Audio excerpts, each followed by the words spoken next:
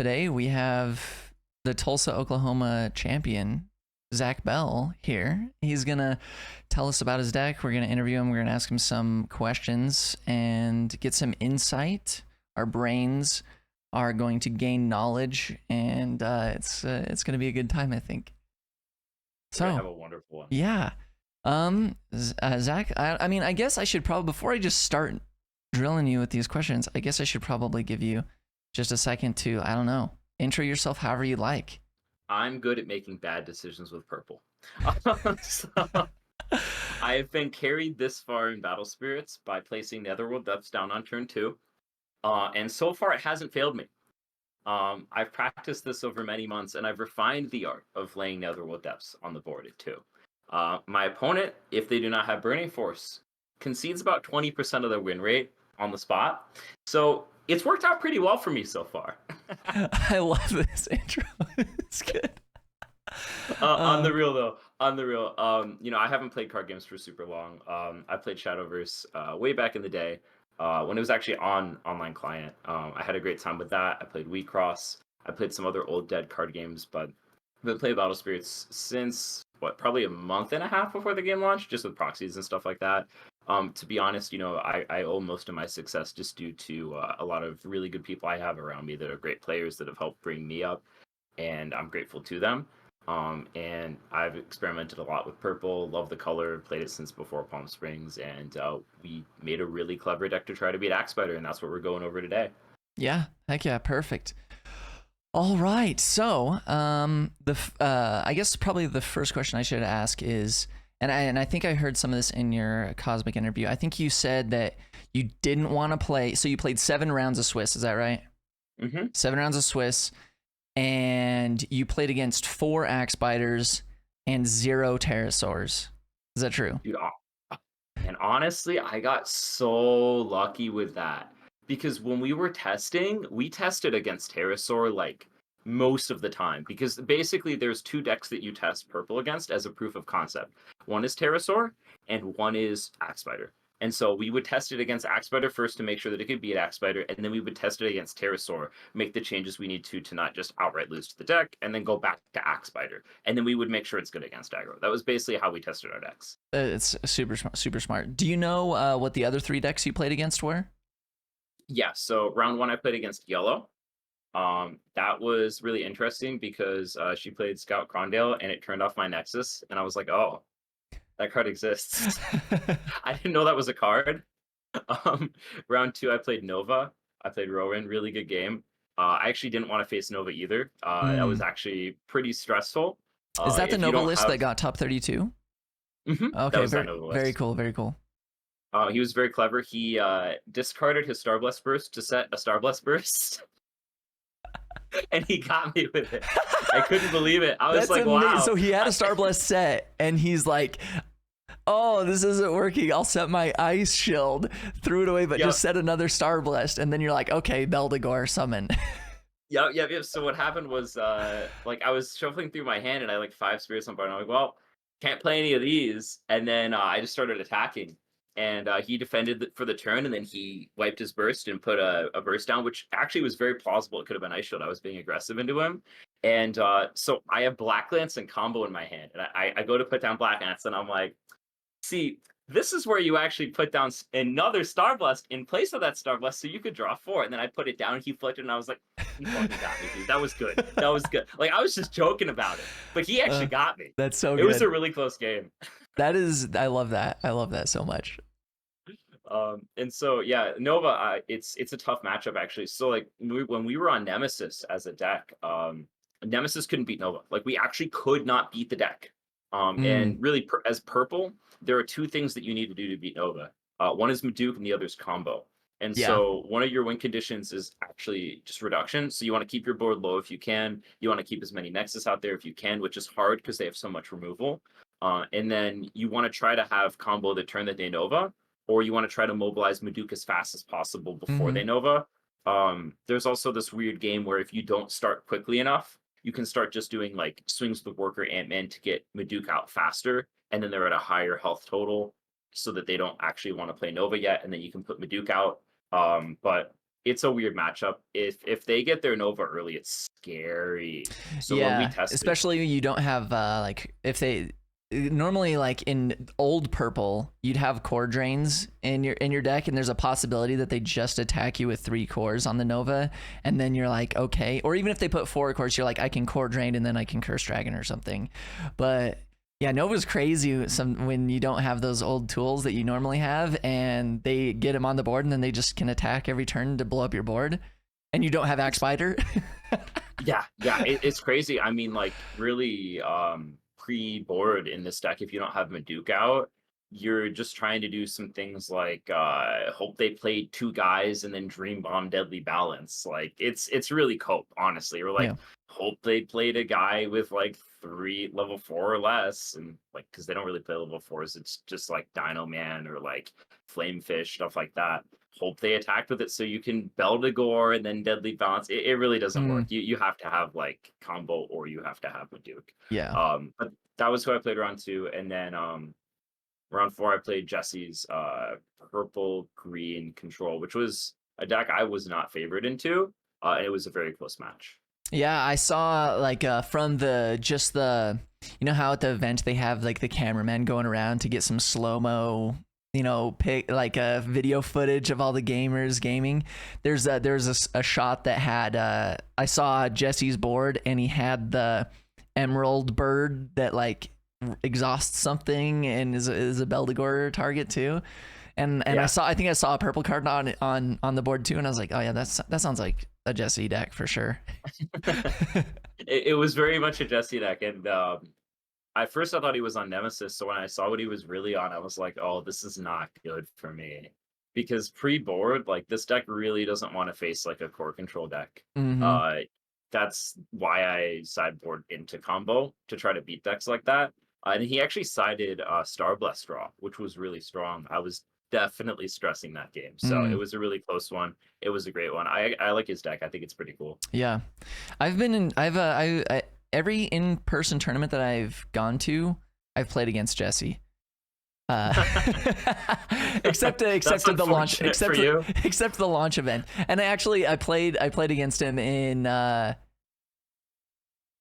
both of the online events before Columbus too. Wow. I think yeah, it was funny. Yes. All right, cool. So you played against Jesse's green, purple control. You played against Nova, you played against yellow, and then 4 Axe Spiders. And then in the top cut, you played against Axe Spider in the finals, and you played against purple in the semifinals. What did you play? Was there one before that, or was that the? Yeah, I played another Axe Spider as my first top 8. So I played 6 Axe Spiders. Oh, that's so good. That's so honestly, good. It was a dream for the deck. Like I mean, you put 3 Dream Bombs in there. I remember when you were when you sent me the list on Friday night with like you weren't sure on the 10th card of your sideboard, and you're like, this is basically what I'm playing. Give me some thoughts or whatever. And I think the first thing I said to you was like, you're expecting a lot of Axe Spider, huh? Because I saw the like, because I know before you guys have been playing 2 Dream Bomb in the main with a lot of your purple decks. Understandably, but like since like the meta is just shifted harder into Axe Spider and you put the 3rd in there, like even me, like I knew when you did that, I knew I was like, it's probably the right call, but like I hate it at the same time, you know, the like having to put a 3rd 5 cost out of my color spell, even though like I love Dream Bomb. It just sucks that you have to put that in your deck because of Axe Spider. I mean, it sucks even more that it's the 8th 5 cost off color spell in my deck. And that certainly doesn't help my consistency. Yeah. I'll tell you that much. Yeah. So that Dream Bomb's actually going to the side. We're bringing a Lamorak in main because it was tough because we felt like we really needed that Dream Bomb for Axe Spider. But what we learned is that just everything in combination with the deck, 2 seems like enough pre-side as long as we see Meduke early enough. And although I want 3, we just bricked way too much. The amount of games that we had to pass turn 1, pass turn 2 Dream Bomb were really just honestly sad. So Yeah. we want one more Spirit. Yeah, that was one thing that I was going to bring up too, that I remember you mentioning in the Cosmic interview, you mentioned how good of a card Dream Bomb is, where that even when you're bricked and you end up having to pass turn 1 and turn 2, and then they attack you and you're able to Dream Bomb, like that actually it actually shows you how powerful Dream Bomb is. I mean, obviously, like, you're probably dead if they're just white aggro and you had to do that, but if they're a deck that played a Nexus turn 1 and then turn 2 played a Spirit and attacked you, like, that's actually pretty insane, because then you're up an extra core over them because you took life, and then you also reset the entire game state to, like, basically the beginning of the game, but now I can start playing my cards. Like, it's And one actually thing pretty I'll tell crazy. you, it is. And like I remember, so like for me as a player, like I try to make sure that I don't get blown out by outs, so I try to always think about like what out they could have. And I remember like I was in Ohio, I was on my last match to qualify for top 8, and if I won I was in the top 16, and then if I wasn't, I was out. And I remember like I was in the purple mirror, my opponent set a burst turn 2, and I had a Dragon Naga and I had a rotting, no, PSV. I was playing core control at the time. I had a PSV on the board with Dragon Naga, and I was like, I can't attack. If I attack, he's just gonna destroy all my tempo. So like I'm in a winning position, and I'm just sitting there playing more dudes on my board. And it wasn't until I got like 3 spirits and 2 nexus that I was finally like, all right, do your worst. And it wasn't Dream Bomb, and I'm like, oh, you are done. Like, because I'm always Yeah. expecting Dream Bomb there. And so it's funny because like ideally, a good player, when they see you set burst early, they're going to know it's a Dream Bomb. They're going to just do the best thing they can, which is build a wider board, play more Nexus. But it's funny because another good player can also just set an Ice Shield early and then bluff it and then slow down your tempo when they have nothing. So it's a really cool mind game with Dream Bomb. Yeah, for sure. All right. Let's say that you had to play that tournament again, all the same matchups, you played against all of the same decks. Any changes that you would make to your main inside? Well, would I know that I'm facing Axe Spider? Yeah, No yeah. clue, right? It's All fine. like the exact same matchups in the same order. Maybe they wouldn't be drawing the same exact cards in order, but like you have the same exact opponent and they're playing the same deck throughout the whole tournament. Like, So it would really just be either the literal exact same deck, or it would be one Dream Bomb for a Lamorak. And it's tough because if I know I'm facing 4 really 6 Axe Spider, like I want that 3rd Dream Bomb. That Dream Bomb was insane. Like the ability to just always have one in hand against Axe Spider is just so crucial. Like any time that they decide they want Infinity Shoulder Suppression, you can just bounce it. If they play one guy on the board, you can just Dream Bomb it and go in. yep. It's such a valuable thing. And like some people play Expeditor pretty aggressively. Like some players will actually take first depending on their hand and actually start swinging into you if they have good defense. And it's such a huge punish to be able to Dream Bomb set against those types of players. So if anything, it'd be same deck or probably Lamorak over the Dream Bomb, just because we're a bit bricky. I also just really value Lamorak, and he helps us continue to gain advantage and value by cycling Aglabills and Dragon Agas. And other than that, main board would be the same. Gotcha. I mean, it makes sense. I mean, you having to play against 6 Axe Spiders. I think I would be putting 3 Dream Bomb in my deck too. You know. Yeah. Yeah. So another question. This is kind of just a general deck build question. I know that I have kind of this. I have like some numbers ideas when I'm building my deck too.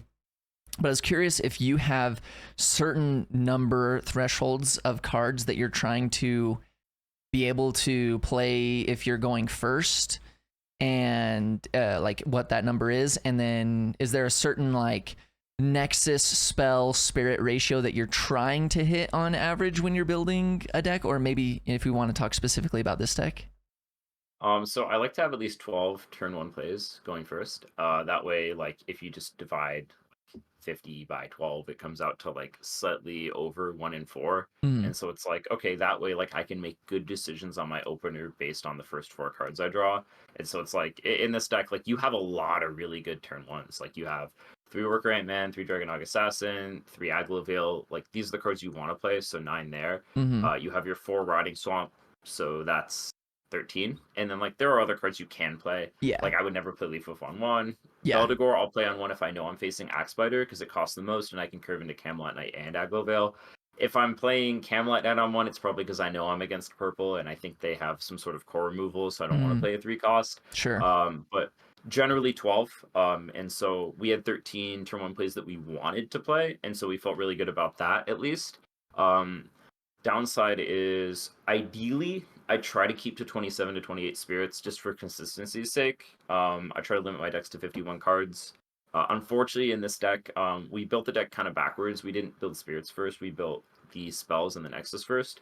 So for Nexus, I really wanted 8 because people are playing 4 Burning Force in pretty much any good deck now. Like literally every good player just has 4 Burning Force or 3 Burning Force, 1 Vulture. That's literally the conclusion that I came. Like I don't. If it was like maybe like 2 weekends ago, I think in a, like just like getting ready for a store champs or something, and I was just like, I think I just am gonna put 4 Depths and 4 Burning Force. Like, what, it doesn't matter what color I'm playing.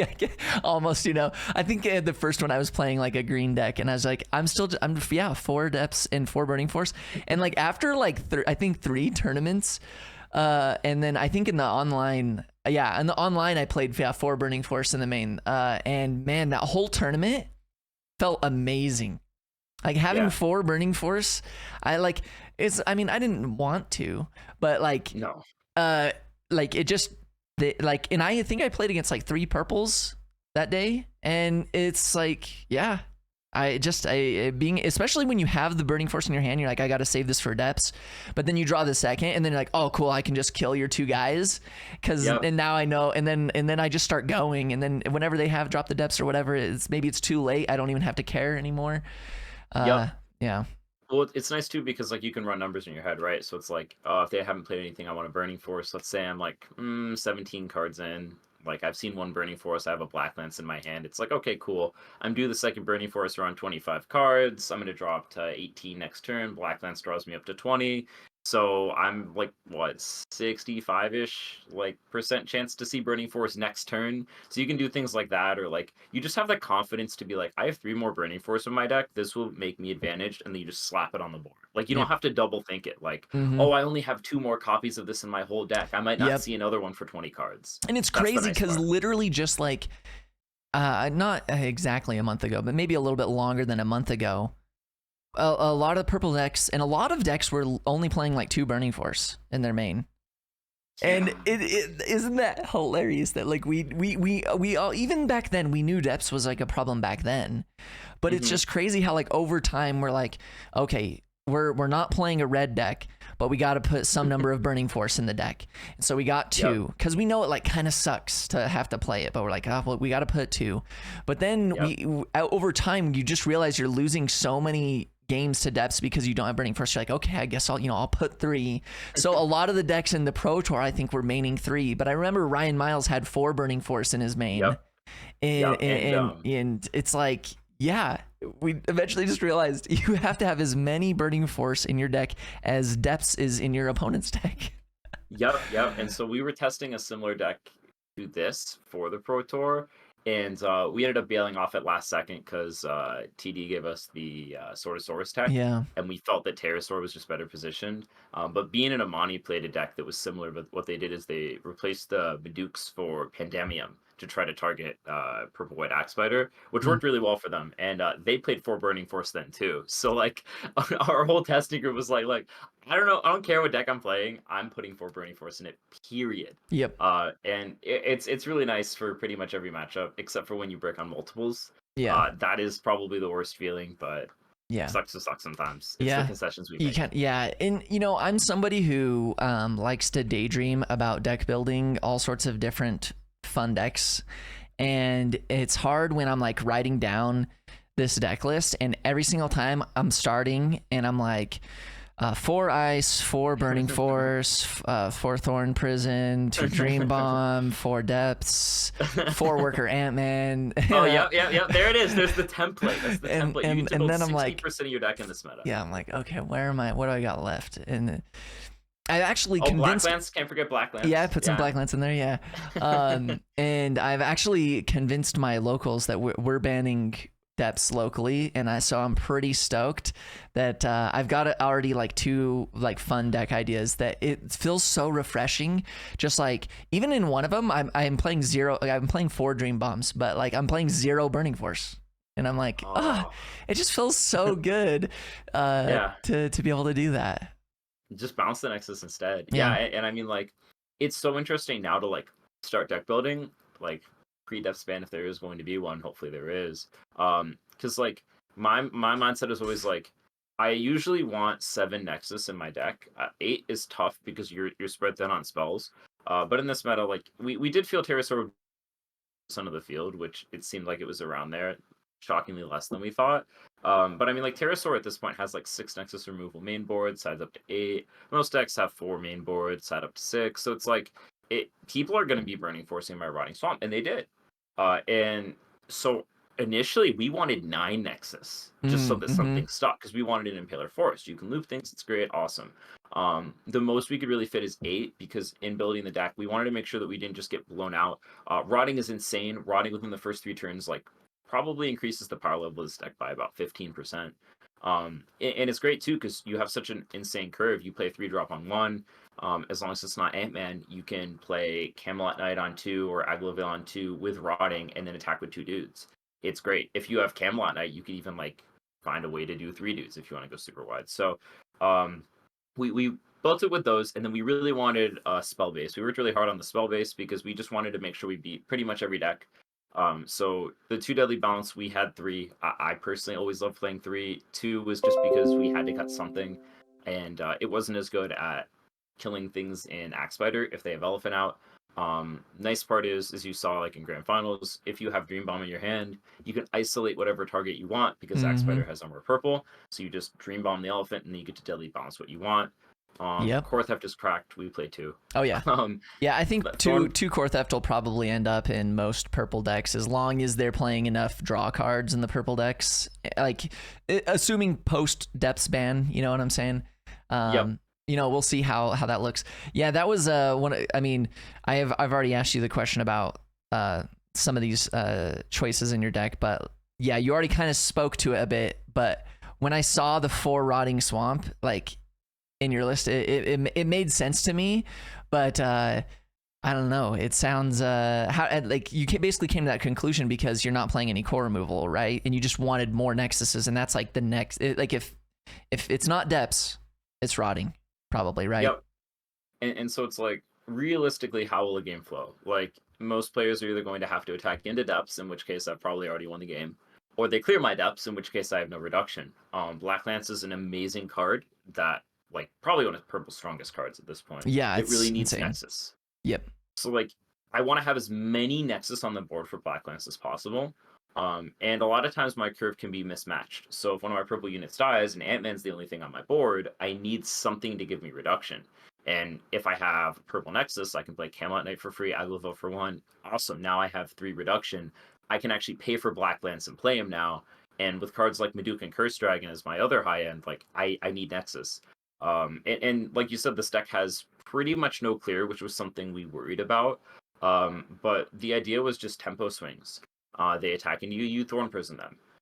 You're attacking into them, you Thorn Prison them. You don't need to clear their guys, because at a certain point, your spells with tempo are going to get them low enough and get through enough answers, and you have enough defense that they're going to be forced to block you. And if at that time you have 2 Rotting on the board, I mean, that's you've already won the game. Yeah.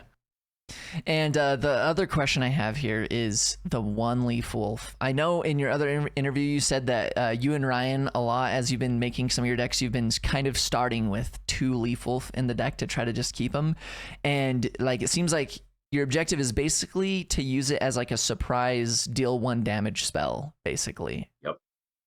Yeah, so like Leaf Wolf is really nasty.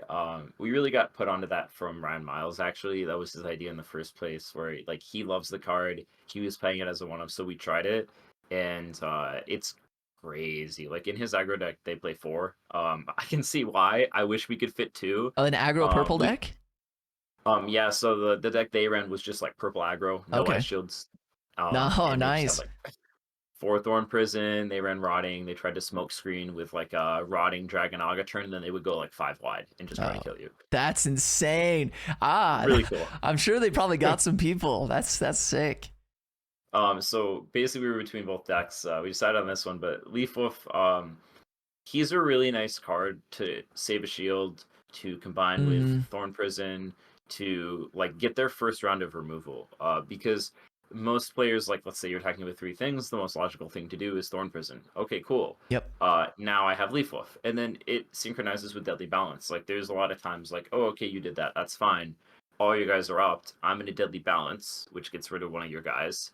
It moves my cores to my reserve. Now I can play Leaf Wolf. Yep. And then we can swing in, which is super helpful. And Leaf Wolf gives you reduction on Thorn Prison too. So in plays like that, I've used my purple reduction for Deadly Balance. I played Leaf Wolf. Now Leaf Wolf swings. I can remove cores from other things to pay 3 for Thorn Prison. Leaf Wolf, every single time that I played him, got a damage. He was just like, hold him in your hand until they use any sort of flash defense or removal or anything.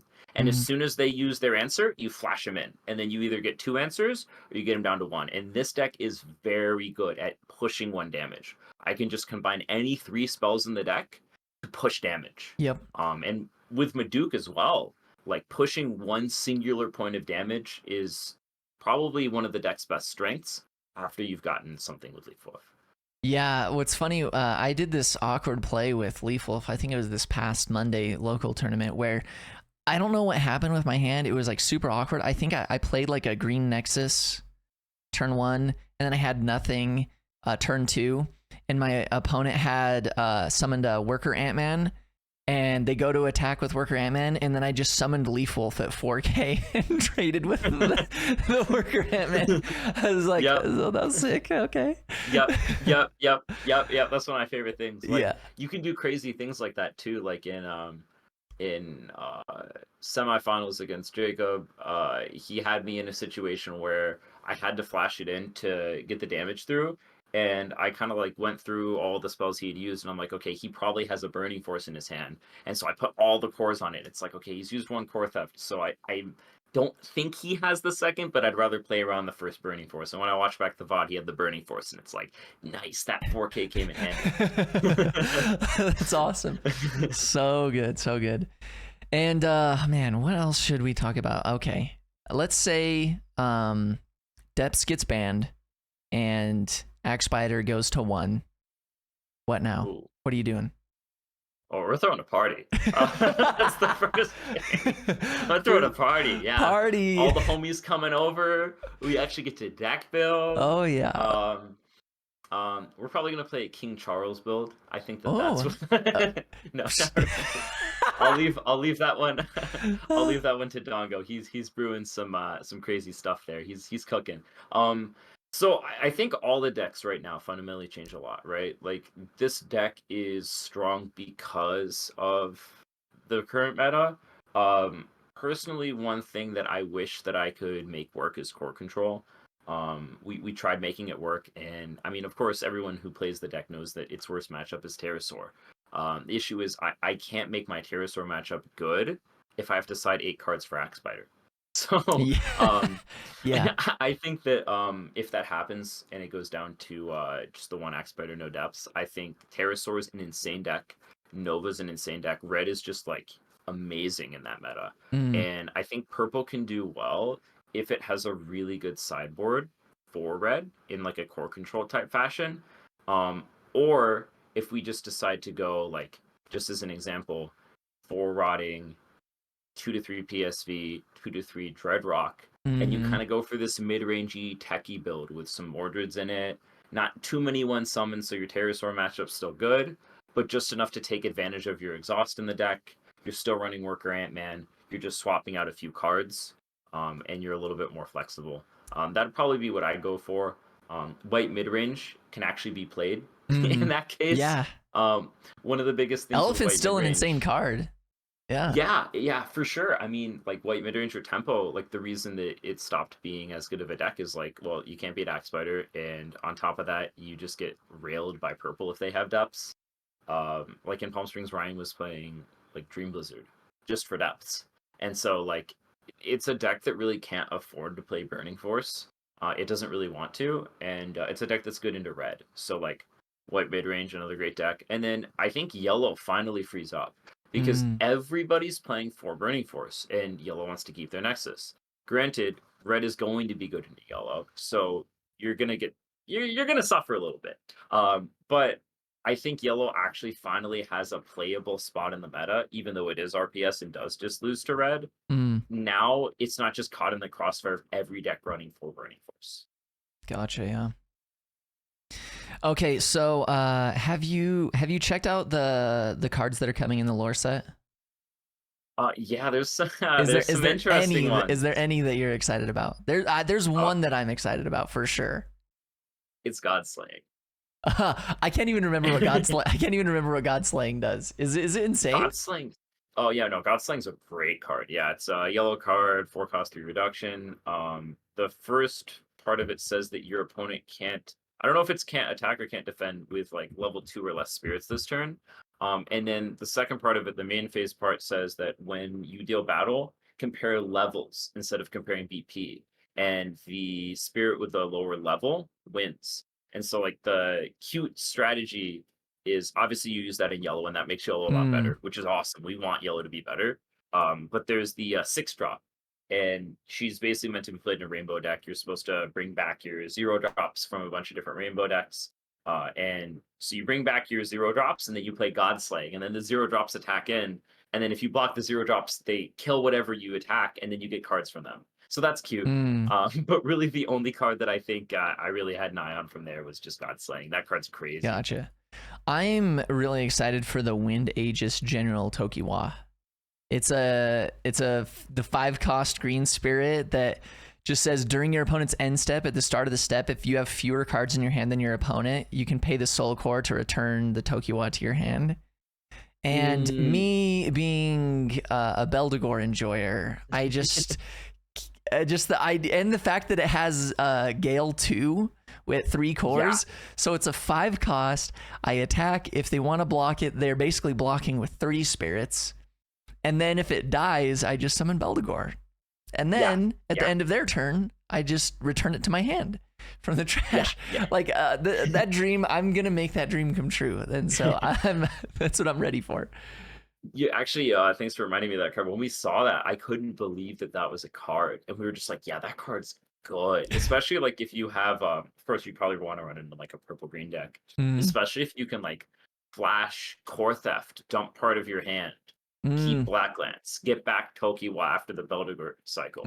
Now you have the exact amount of cards in hand. On your turn, play Black Lance, go up to 5. Like you can manipulate your hand that way to still get it back, and then decrease hand size, which is sick. And if you needed to, I mean, say you didn't even have Tokiwa in the trash, you know, you could have from the Core Theft discarded Tokiwa, kill something, then you have less cards, and then at the end of their turn, then you just add it back to your hand. So basically, you get to Core Theft for 1 less. Yeah, exactly. It's true. Yeah, I don't know. It's just I'm excited. I think it'll be fun for sure. I also that is actually really cool. that heroic Wormlord Dragon that basically says if your opponent activates Ice Shield and they don't have a white reduction on board, then they have to pay a life anyways. That seems pretty interesting. That can definitely get people. That's definitely a sideboard card. Issue is that card's expensive.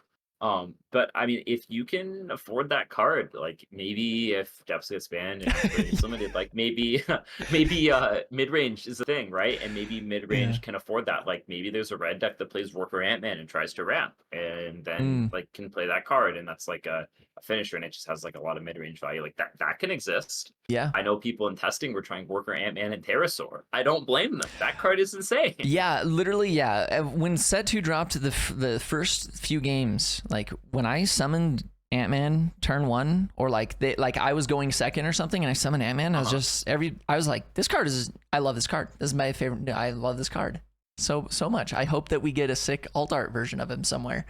Like, yes. Oh man, love that card. Or a foil. Just a foil. Yes. When we were building the deck, we had the premise of 3 Ant-Man super early when we were testing Nemesis versions of the deck, and the biggest issue in the deck was draw power. And so we added Dragonaga Assassin. Like initially we had like Nemesis and zero drops, had to cut the zero drops, bring in Camelot, Knight from Meduke, yada yada. And then we had this weird like mid-range package, and we were just like, how do I make this deck work to have enough early draw power to not clunk on spells? Because we needed draw power. This deck needs draw severely. And still have Ant-Man for the reduction and ramp to play the spells. And we added Dragonaga, and at first we thought it was just going to be super clunky and just like terrible. But we thought about it, and it's like, you have the freedom of choice. So at least you get to pick what targets your soul. This is, yeah, you're going right into, man, it's almost like we're connected. And you know the questions I'm going to ask or something, even though I did not send these to you. I was going to talk about, the soul core options. I know I saw in the Discord chat, like right after your win, you're chatting, a bunch of people were asking questions and stuff. And let's see, almost every low cost spirit you have wants the soul core on it. Camelot Knight wants it. Aglaville wants it, Dragonaga wants it, Worker wants it. They all want it, and you've only got one. And I know that I've had the idea before of when I've been trying to put a lot of soul core spirits in a deck, and you know, I don't get to test like physically a lot like you guys do. Most, like, what's crazy too is like when I went into that online tournament, like I played 0 games with that deck before I went into it. I literally just theory craft, like while I'm at work and I'm doing my job like on the side. I'm like, I have like a list of the cards like written down, and I just glance at them every once in a while and like play out like options in my mind, and I'm like, nope, -1 there, +1 there. And like that's like most of my deck building. And so like when I've gone into like thinking about soul core units, you know, I've tried to like limit those sometimes, but the way you described it in the Discord chat was it didn't actually feel bad. I think part of the reason that it probably didn't feel that bad is that Aglaville and Dragonaga Assassin, they both still have Curse if you don't have the soul core on it, which is still a really strong, valuable thing. And they're 3-cost spirits that, you know, could cost a little bit less. And so it's not the end of the world if they don't have to have the soul core on it, if the option is, you know, a better play to have Worker have it, or if you have a Camelot. And that's basically what, I don't know. I turned this into an interview of myself accidentally. I mean, like you were just as much a purple player as I am, right? So, you pretty much came to the answer. I mean, I think that there's like 3 different parts to it, right? One is like you have to determine what you want. So there's 3 things you can want. You can want Curse, Draw, or Cores. So you have to determine, okay, what benefits me the most? You look at your hand, you see what your curve is. Okay, maybe I need Cores. Maybe I need to be able to play a spell that I need to cost 1 less. Okay, I'll ramp. If you're a little bricked, if you need a better curve, you're going to need cards. And then if you want to be aggressive, obviously you want Curse. The second part of that is just board dependent, right? So one of the things is Lamorak. Lamorak affects things a lot. So like if I have a Lamorak on board, in almost every case, I really want that soul core to be on Aglaville or Dragonaga. The reason why is because one of the strongest plays the deck has is you play Lamorak, you play Aglaville, you have running, and you put 1 core on Aglaville, and you just start swinging.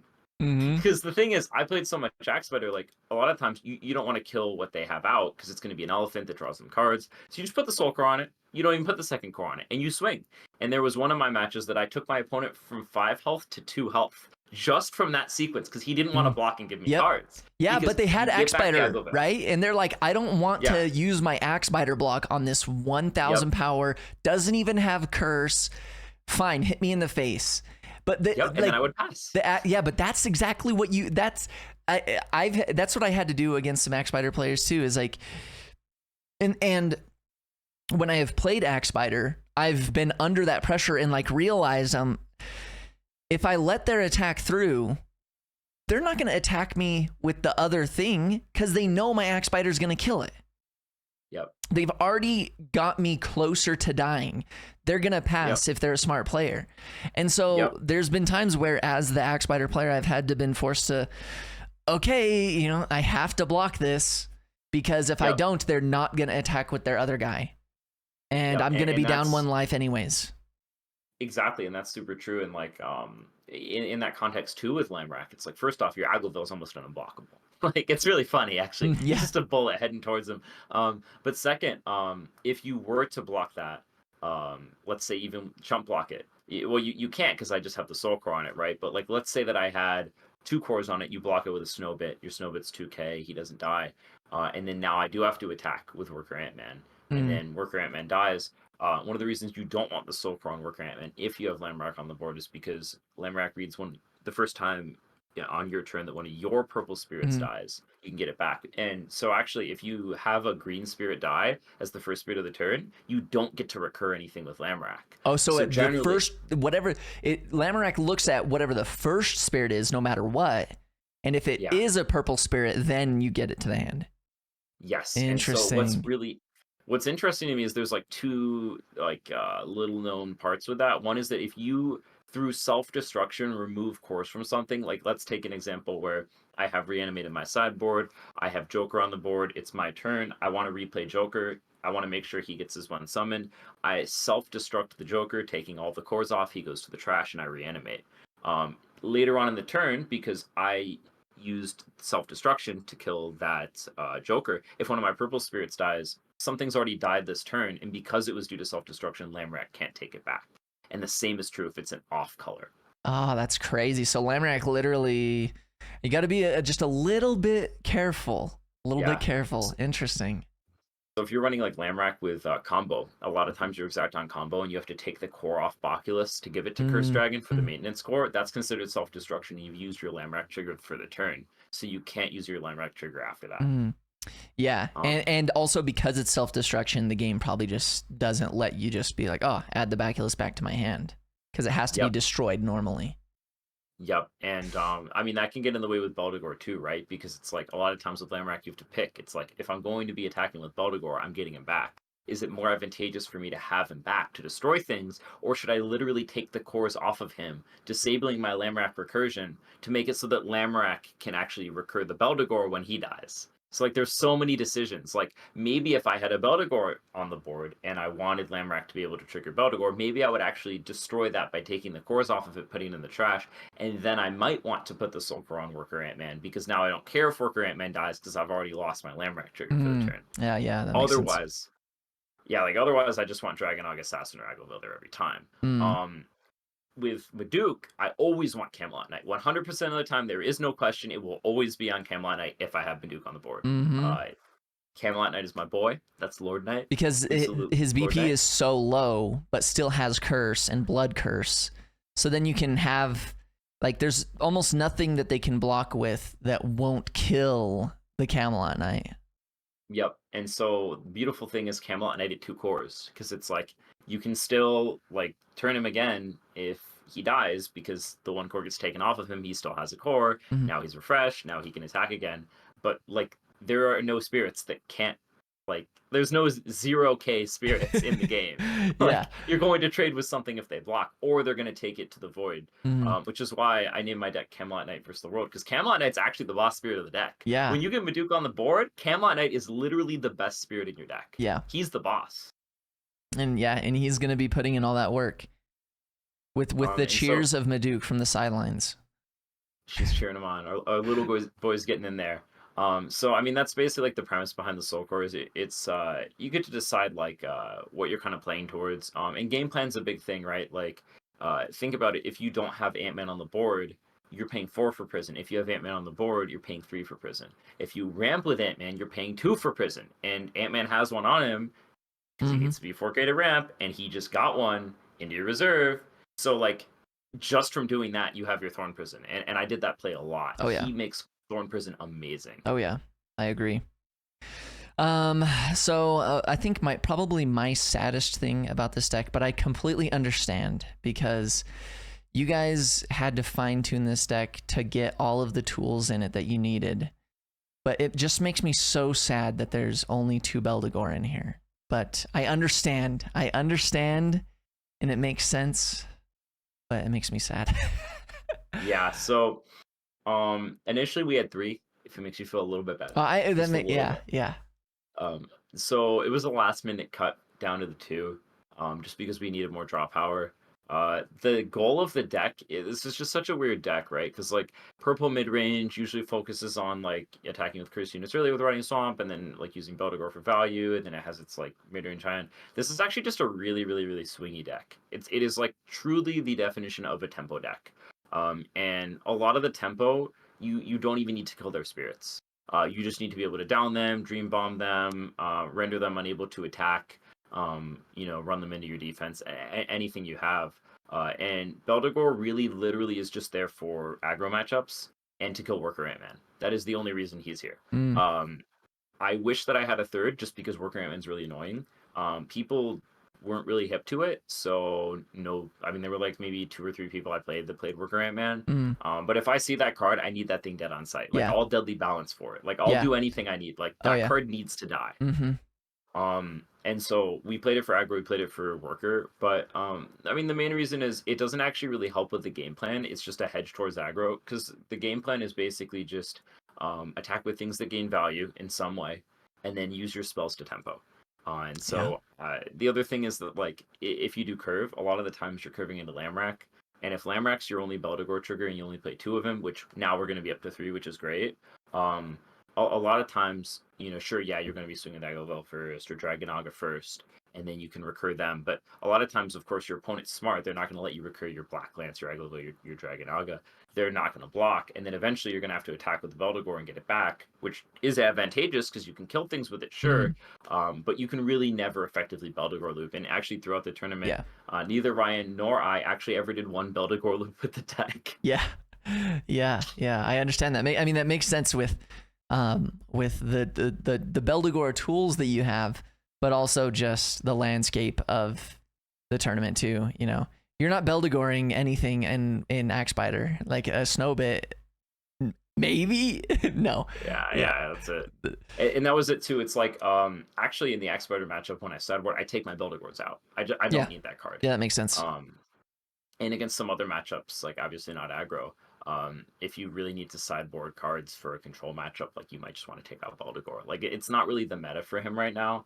Now that may change. I imagine that a lot more people are going to be interested in purple, knowing now that it can be an Axbiter with certain combinations. So it's always going to be good against purple decks. It might gain some value going forward towards Pennsylvania, but it's in a weird spot right now, and I think most lists are playing less.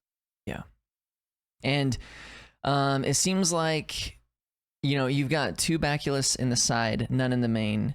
It basically, I heard you say that you had Curse Dragon in here as a hedge against aggro.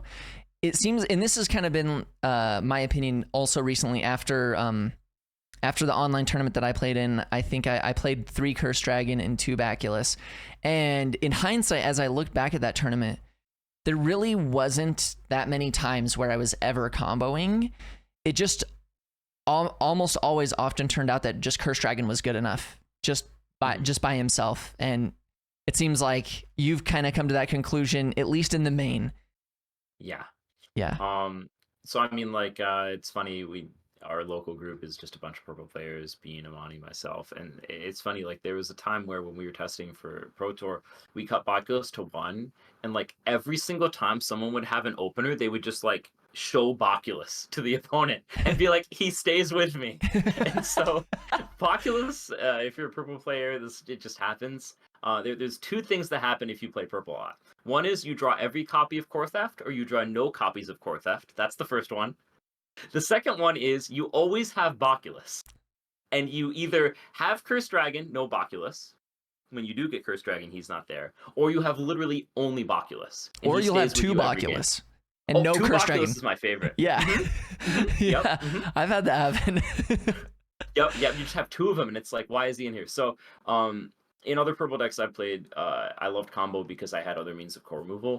This deck just doesn't do anything with core removal at all. We kind of were hoping to try to fit combo just because the deck is good at pushing damage, and if I can eat one more of their defensive options with Thorn Prison or Dream Bomb, then I can combo and kill them. But I couldn't fit it. We just have too much high end that we want here, and Baculus he's kind of bricky. You kind of never want him, and Curse Dragon's actually like a perfect pairing with Meduke, we found, because whenever you play Meduke, if your opponent's playing aggro or any other deck, they're going to want to go wide around it, especially if they're on aggro. And the best way to punish someone going wide is Curse Dragon.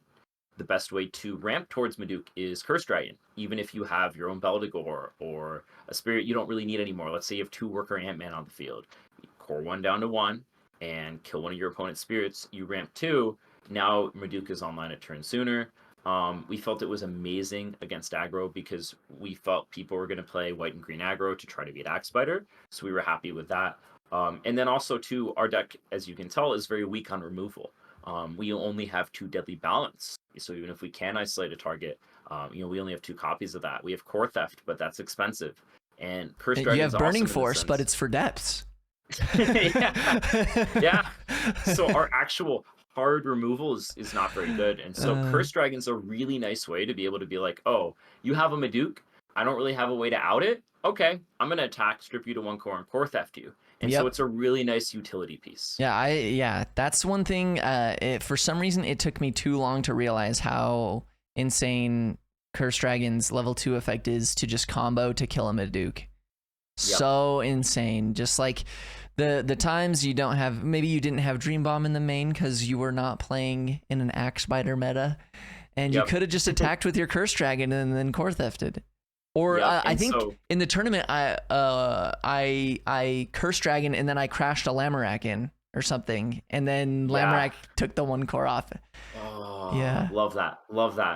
And you can do things like that even against Axe Spider too, right? Because like a lot of Axe Spider decks, once Meduke is mobilized, the ground game is over. All they can do is Dream Bomb. And in my case, I was lucky to have 2 some games, which is unlikely, but it can happen. And of course, like as soon as you get that many Meduke on the board, your Axe Spider opponent, if they're intelligent, realizes the only way I can win is Durm. That's my win condition now. And so even against Durm, in finals, I was lucky to be able to only have 1 non-armor purple target, so I could Dream Bomb and then Deadly Balance. But they might have Enterprise on the board, in which case I can't do anything. Yeah. But at least Curse Dragon can decore it by 1 when it comes down, put 4 on it, attack, get the Durm down to 1, Core Theft. That might solve it. Of course, a lot of intelligent players are going to put 5 cores on Enterprise, but they can't always afford that. Yeah, exactly. Yeah, sometimes they can't. Yeah, I've had to try to do that sometimes too, where sometimes just the knocking an Elk and an Enterprise down just 1 core, and then you're like, I get 1 more turn now, and sometimes that's all you need. And whether it's like Elk or whether it's Durm, like those are their win cons at that point. And being able to swing in and just isolate that target and kill it is super, super valuable, because it might be 2 or 3 turns since they have poor draw if you're killing their depths before they find another answer. And then they're just gridlocked on board and you have a lot more time where you're burning their answers. So lovely utility piece. The combo was there mainly for 3 decks. 1 Nova, as stated, Meduke can put in work against Nova. They can't really attack and clear your board if she's on there. But a lot of times, Nova's going to pop off before you can even get Meduke on the board. And it's really hard not to attack into Nova unless you're just bricked.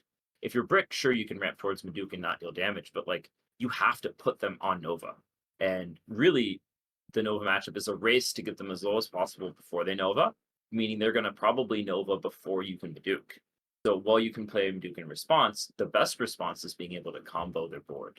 And so that was one of the reasons we played it. Second reason was Yellow. Yellow's not really a deck right now, but like I just ate with that.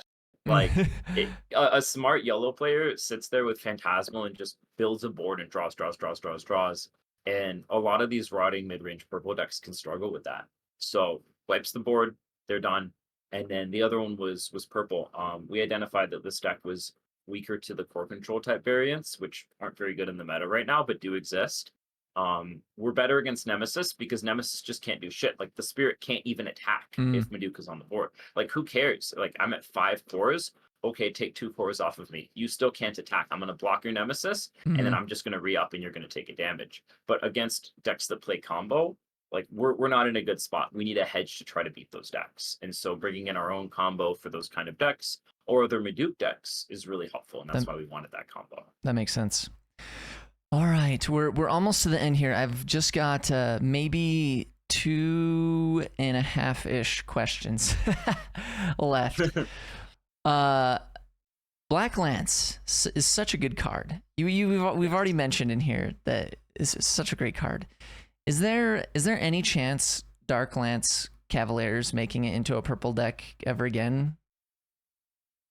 So it's tough. I mean, Pterosaur just has the gridlock on us with one summon. So like the advantage here was set 2. Now we can actually start playing almost no one summons, which is awesome. Like this deck has Yeah. 7. Which I mean, if I'm playing Curse Dragon, hopefully it's a good enough turn that I'm okay giving you a Star Blast. Sure. Yeah. And Black Lance is literally the best purple card to trigger Star Blast with. It's like, okay, your Star Blast was really a filter, so you're really filtering 1, drawing 3.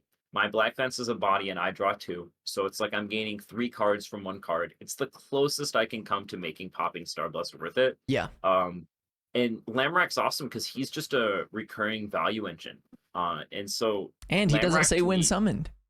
Yes. Lamrak to me just replaces Cav. I hate to say it. Like it sucks that he's 2K when he comes down, because if you have to play him turn 1, it's just miserable. You play him turn 1 on 2, and they have played a Snowbit, and you can't even attack into the Snowbit. It is so depressing. Yeah. Cav can attack over the Snowbit at least. Yeah, that's true.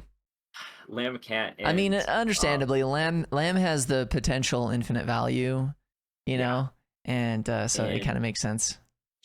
I think the better purple card in that spot is probably Mordred. I think Mordred is actually really good right now because of Thorn Prison and other exhaust components that are being played right now. I would like to play Mordred. We just really couldn't fit him in here, and we wanted to be as good as we could against Pterosaur. And Mordred's trash against Axe Spider, so we're trying to beat Axe Spider. I don't want that card on the main board. In all the decks I had it, I would side it out against Axe Spider because it's just garbage. And if Axe Spider goes to 1, Mordred might be able to live again.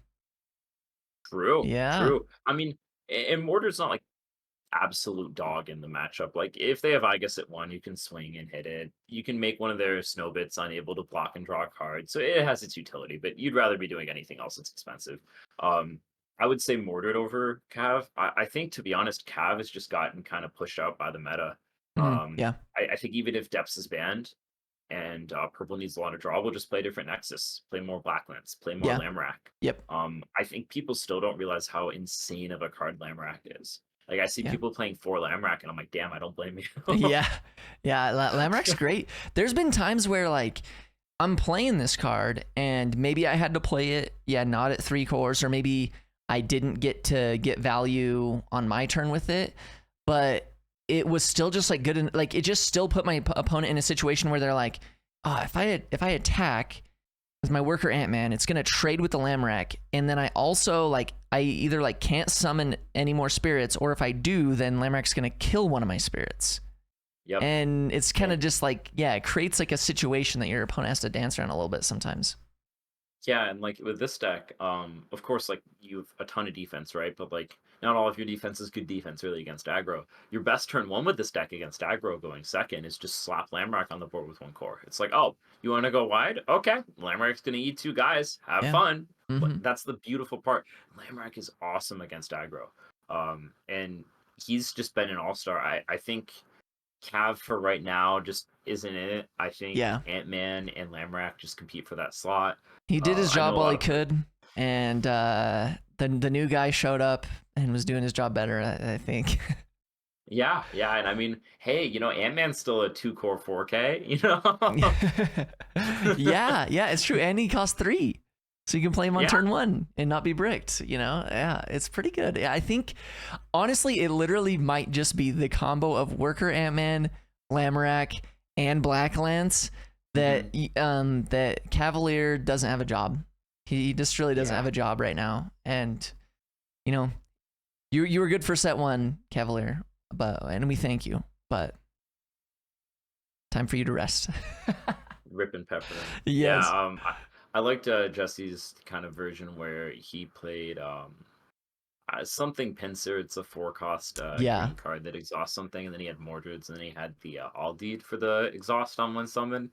It's like, realistically, like if I was looking towards something more like Core Control, I'd probably be playing those cards instead. Core Control just struggles with any sort of draw, So that would be the argument for Cavalier in those types of decks, especially when you're already biting the bullet on one summon. So it really just depends how much draw power your deck already has.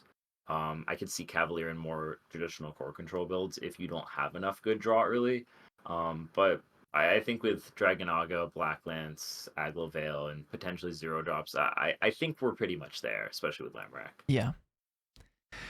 All right. So from this event, Tulsa, Oklahoma, was there anything throughout the event that surprised you, or was there any learnings that you took away from that event? Yeah, for sure. One of the things that was really interesting to me is Deadly Balance is actually insane against Axe Spider, and it's so counterintuitive. Like you would think, oh, this card sucks. Like I want to side it out. You actually don't. In fact, like there were games that I would actually go up to 52 cards just to side in my like pretty much all my sideboard and keep both Deadly Balance in. Because one of the most valuable things I learned was like later on in the game, if you have enough Dream Bomb, which I think like as any good purple deck, you should have 2 to 3 Dream Bomb post side into Axe Spider. You could just isolate targets and kill whatever you want with Deadly Balance. And like there are going to be points in the game where they maybe have like 2 Axe Spider and like an Aegis and like an Elk or something like that.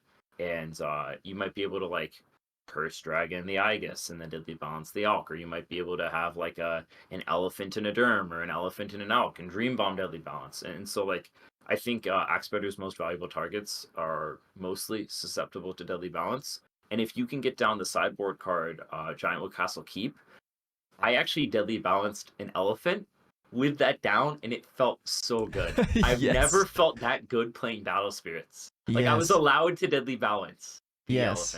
Elephant. That was one thing. Another thing, and I think this is just a PSA for all players, this is something that Travis told me, is that if you play King Vulture, your opponent decides which Nexus to target. So if they have a Rocket City with Axe Spider protection, they can choose the Rocket City to fork your burning or your Vulture, which is crazy. And so he's not as good into certain matchups as you would think, because if they can get down an early Rocket City with Axe Spider protection, you can't even use it on their depths. Yeah. Yeah, which is unfortunate. I mean, this card. I hope that this card doesn't ever actually have to see play because depths gets banned. But it's kind of unfortunate. Like, I think this card might be a little bit of some proof that Bandai maybe knows. Well, I mean, obviously they came out with that thing recently saying like, hey, we're gonna be looking like at the data and see if any changes need to be made. But I think just the existence of this card shows that even before that, they had a hint that depths might be insane, and they're like, okay, let's print another card that basically says kill Netherworld depths. Because for the most part, in a deck that has Netherworld depths, maybe they don't have a 3-cost Nexus up at the same time. But then Axe Spider players were like, nah, we've got Rocket City as well, unfortunately. I think any other like big things I learned were just man, Lamrack loops are insane. I should have played 3 of it. Oh my god, like being able to run Black Lance into Axe Spider repeatedly and just getting it back every turn is just like, it has to be one of the most cracked, broken things I've ever seen in my life. While you're drawing a card off Rotting Swamp, it feels illegal. Yeah. It feels unbelievable. Like it's crazy. And then 2 other things. One is people are discounting my boy Dragonaga. Now, Dragonaga, you know, he's on the come up. He just got his store championship card. You know, my boy's all swagged out. Please play my boy Dragonaga. Yes. He's amazing. Like, I don't know why we stopped playing this card. This card's insane. Absolutely awesome. Like, man, I wish we could play 4. But we just have so many. There's too many other things you got to put in there. I actually did recently just get. I have 3 of the store champ Dragonagas, so I'm set. I'm good to go. I have 3 too. I have 3 as well. Yes. Nice. Let's go. Let's go. And then the other 2 things are just things people were behind on were Worker Ant-Man and Thorn Prison. I saw people playing Thorn Prison in their main board, but like the card's insane. You should be playing 2 or 3. Like people are playing less, and I can understand experimenting with the card, but it's insane. Yeah. Worker Ant-Man is a staple in purple. I think if you play purple, you should play Worker Ant-Man. I think there's literally no reason ever to not play Worker Ant-Man in purple. You should always play it. Like, If you have Meduke, she needs cores. If you have Curse Dragon combo, you need cores. If you're Beldegor looping, you need cores. If you want to play Blacklands, you need cores. Like every good spell that's non-purple is 4 or 5 cost. You need cores. And you're playing for Burning Force. And just the fact that he actually is like a threat. Like, I mean, he's 2 cores for 4K, but I mean, like, he's an ongoing threat that's just like, if your opponent doesn't kill him by the time you've attacked with him 3 times, the game might actually be over. Like, depending on your hand, like, the game might just be over because you're ahead so far. Like in finals, I got to attack him on 1, attack with him on 2, Burning Force, and still have 2 cores on him to ramp again. I wouldn't have been able to do that without having him already ramp me a core. Turn 3, play an Aggro Veil at full cost. Attack with him again, ramp another one. Yep. Pay full cost for Dream Bomb. Still have 2 guys on the field. And it was like, at that point, I've ramped 3 already. Yep. Like, and then the next turn, it was turn 4, I believe. Yeah, then it was turn 4. I played Meduke with 3 cores turn 4. Like, that's insane. I've never played Meduke that early. Yeah, that's crazy. So Ant-Man is just unbelievable. Yeah. And I think pretty much everybody should be playing him. I know that in certain circles he's already been broken for like weeks, but PSA play Ant-Man, he's cracked. Yep. I think if you're gonna make changes for Pennsylvania, add Ant-Man, add Thorn Prison, probably add more Beldegors and or Core Drains to try to kill Ant-Man. Sadly, we don't have room for an extra Beldegor. I do anticipate people are gonna play, and I don't mind giving out the advice because I think they're going to come to the conclusion anyway. Yeah, at this point, I think it should be pretty evident. I think, yeah, yep, for same sure. For Prison, I think if you've watched my deck play at all on stream, you'll know how cracked Thorn Prison is. PSA, it's cracked. Yeah. Like, I think these are all things I don't even need to say. I think these are things people are going to pick up on, especially if they're playing the deck already. So, adding more Beldegors is a really good consideration. I can't fit anymore, so best of luck to the rest of you. Yeah. Enjoy Beldegoring my Ant-Man. I think that having more main and sideboard slots for Ant-Man is pretty crucial. Yeah. Yeah, I agree on the Thorn Prison thing, on all of that, honestly. And if I was going to give anybody a piece of advice, the thing that I've been learning is, especially with Thorn Prison, and just understanding that you're going to be getting Thorn Prisoned more as time goes on, is something you need to be thinking about, is how many spirits you have on your board. I think the numbers you want to have is you want 1, you want 2, or you want 4. Yep. You just don't, you want to try to avoid having 3. And you also, especially if you're trying to play Nemesis, there's no being greedy with Nemesis. You have to just swing with Nemesis first, no matter what. Yeah. There's no trying to do anything else. Because in some of my testing, when I've tried to test Nemesis, if you don't attack with Nemesis first, then they Thorn Prison you, and you're like, well, I did nothing. I literally I set up this sick combo play I was going to do, and now I don't get to do it. So, yeah, and then I think that also plays into the Leaf Wolf, where, like, if you're able to, where if you have 2 spirits and you can attack with 1, and it's like in a dangerous situation for your opponent, so they're thinking to themselves, it kind of sucks, but I do have to use Thorn Prison right now just on the 1, and then they do Thorn Prison the 1, and then you're like, okay, cool, now I can flash out Leaf Wolf. And those are the situations where you're gonna have to start planning for in your brain. Yeah. That, and I think Deadly Balance stocks went up a lot. Like Travis was saying, one of the best ways to play around Thorn Prison is go 4 wide. Well, if you've attacked with 1 and I Deadly Balance and you value your attacker, then you're gonna probably kill something that's not the attacker. And then if you do that, I can just Thorn Prison. Or maybe it means that you're, as a good player, forced to pick the attacker, even though you don't want to, just so that you're not susceptible to Thorn Prison on the clapback. Yep. And so Deadly Balance is great now. I think the same principle applies with Meduke, right? If you're attacking with Meduke, generally you want 4 units on board, because most of the time, if you're in a board state where you have Meduke out, you're not going to want to attack with her if you have other curse units, and you're going to want to leave her up as a blocker, especially if you can flash cores off of her, which is way easier now when you run 4 Burning Force. So now if something attacks into Meduke, you flash cores off of her and she's 6k. If you attack with 1 unit and they Thorn Prison, you just down the other 2 that aren't Meduke, and then now they either have to sack something to your Meduke or attack in 6k or above, and you can flash cores off, and then, well, the rest is history. Yeah. It's true. There you are. I love Meduke. Yeah. Oh man, yeah. The more I've played with Meduke since post Pro Tour, I've just been really enjoying Meduke a lot. The more I play with Meduke, the more text I find on Meduke. Y- Every oh, single time I play Meduke, I'm like, wait, the card does this? Every time I play her, I learn something else that the card does. Oh yeah. It's really funny. Like I every time, whether it's me or my opponent at locals, at tournaments, online, wherever, every single time Meduke comes down, it seems like both players have to be like, okay, let me look at this card again, because there's so much text on it that like, and it's such a dangerous card. You're like, I have to really make sure the fine details of what this is saying it's gonna do to me. It's scary. One of the skillful things you can do as Meduke is realize, like, a lot of times, depending on the matchup, you don't even need to be level 2. Like, you can be level 1 and summon her level 1 as long as you don't think they have core removal. Mm-hmm. And as long as they don't have something like Volcanic Break or any other sort of removal in that vein.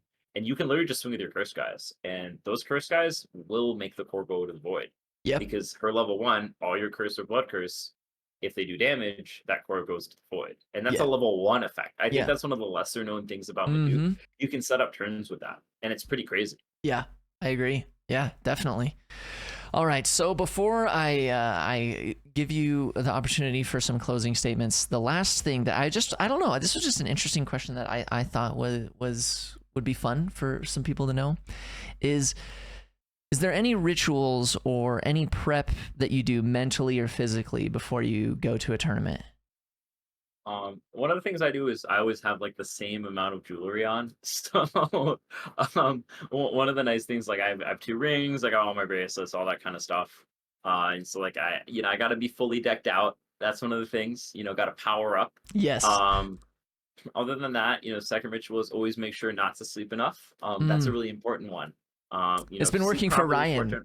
It's been working for Ryan. I just take a page from his book. Actually, one of the things I like to do, I might be just different from other people.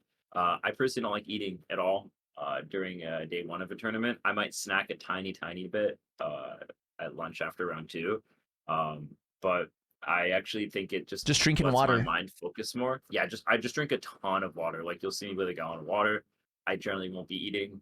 I just find my mind gets foggy after I eat. I just would prefer to be in a lucid headspace. That helps me a lot. I'll take a cup of coffee with me and I'll try to nurse it as long as I can. Other than that, I practice on the same mat as is in the stream setup, so that when I'm on that mat, I feel most comfortable. Because the thing is, if you're on the stream setup, you actually are out of your element because you're not playing with your mat, right? Sure. And you're playing with different cores, so everything is different. It's like the same concept of drinking coffee and then drinking coffee again when you're taking a test after you've been drinking it while studying. If you drink it, you're going to be in that same like memory state so that you can basically recall better. If I'm always practicing on the 2-player play mat from the stream setup, if I ever get on stream or if I get into grand finals, like I'm actually pretty relaxed. I'm like, oh yeah, I'm just playing the game, because I've played hundreds, thousands of matches on that mat. And so it's like a familiar thing for me. So obviously not everybody has one of those mats. That might be a trick that's specific to me, but hey, I also, like in this case, like the sleeves that I was using, that was the first time I had ever used the sleeves, and I was like, nice, this is gonna be my lucky pair of sleeves, and it turns out it was my lucky pair of sleeves. So maybe I'll use them again at PA and see how that goes for me. But moral of the story is change your sleeves every tournament until you win the tournament, and then keep those sleeves on. Yep, that's what it is. Yep, it's the new ritual. Oh, very good. I love it. All right. Well, man, we've been chatting. Man, it's always a pleasure just chatting with you, whether it's just texting over Discord or in person or just on these live interviews. So fun getting your insight and just hearing all of the ways that you've seen things play out. Just the knowledge and everything that you bring to it. I really appreciate it. It's super fun. I'll just let you have a few more seconds to say whatever you like to say as we close out this video. Leaf Wolf is my wife. Make sure that you play this card minimum at 1. Card is wonderful. I just want to thank Travis for hosting me. I want to thank the wonderful community we have. Obviously, we got a lot of amazing people in this game. Big shout outs to Team Ryan and Zach, or I guess now as it's called Zach and Ryan, because I managed to win. There you go. So first place, then, yeah. Yeah, it depends. Once Ryan wins, it'll go back to Ryan There and you go. Zach. You know, it's an undulation, right? Shout outs to the local homies, Bean and Amani. You know, shout outs to everybody who's supported me, wished me well. Appreciate every single one of you. Of course, first and foremost is Mathas. So hoping we can get you your tournament win or continue that streak. And hope to see you guys in PA. Yeah. All right. Thanks. Whew. There we go. We did it. Wonderful. Sorry if that was too long, but Oh, you know, dude. I just get so excited. I know. I just always, you know, we I don't know. We do care. We care, you know. It's the chemistry. It's the chemistry. It's the chemistry, and there's just it's also just organic, you know. It's fun. We just sometimes.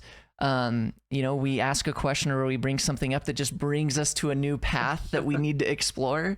And it just doesn't feel right to cut that path off early, you know? Yeah. You know, we're not a news station or a televised TV show that has, you know, we've got 22 minutes and we got to run 8 minutes of ads, you know?